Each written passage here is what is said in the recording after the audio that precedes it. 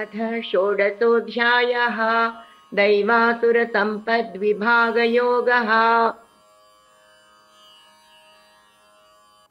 श्रीभगवानुवाच अभयं सत्त्वसंशुद्धिः ज्ञानयोगव्यवस्थितिः दानं दमश्च यज्ञश्च स्वाध्यायस्तप आर्जवम्।